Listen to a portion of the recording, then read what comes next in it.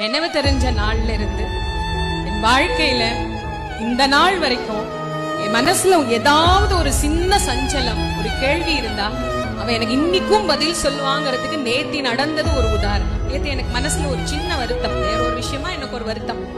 ஏமா நான் உனக்கு ஏதாவது தப்பு பண்ணிட்டேனா, ஏன் என்ன நீ சேர்க்கல, என்ன ஏன் நீ இந்த நீ தள்ளிட்ட, நான் உன்கிட்ட இருந்து ஏதாவது தூரமா போயிட்டேனான்னு காலம்பர பூஜை பண்ணும் போது அம்பாள்கிட்ட கேட்டேன்.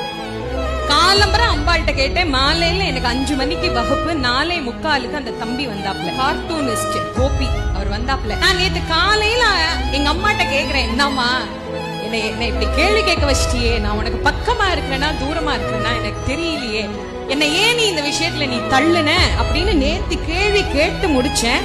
4:45 நான் வகுப்புக்கு கிளம்பி அலுவலகத்துக்கு நான் போறேன். அந்த பையன் அங்க உட்கார்ந்துருக்காப்ல. அம்மா உங்களை பார்க்க வந்தேன், உங்களுக்கு ஒரு கிஃப்ட் கொடுக்குறேன்னு.